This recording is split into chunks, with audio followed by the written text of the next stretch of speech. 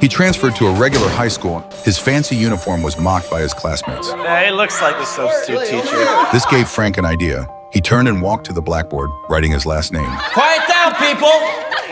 My name is Mr. Abagnale. The students were intimidated by Frank's confidence and thought he was really the substitute teacher. Take your seats! He also took the chance to get back at the student who had just mocked him. And read conversation number 5. Just then, the real teacher walked into the classroom. Frank wasn't flustered at all. I always sub for Roberto. Excuse me, why aren't you reading?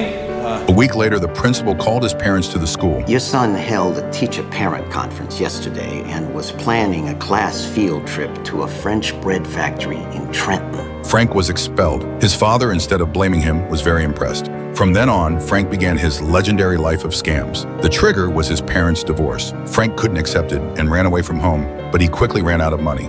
He remembered the checkbook his father had once shown him and got a daring idea.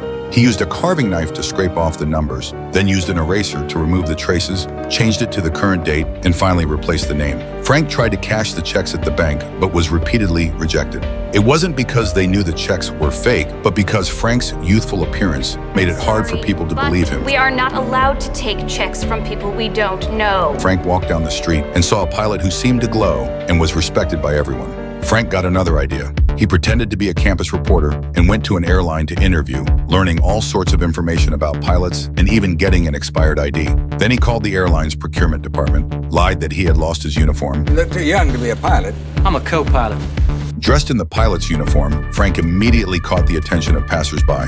He went back to the bank to cash fake checks and was personally welcomed by the manager. Just like that, 17-year-old Frank scammed his first money, and it worked every time. My name is Frank Taylor. I'm a co-pilot for Pan Am. I'd like to cash this check here, and then I'd like to take you out for a steak dinner.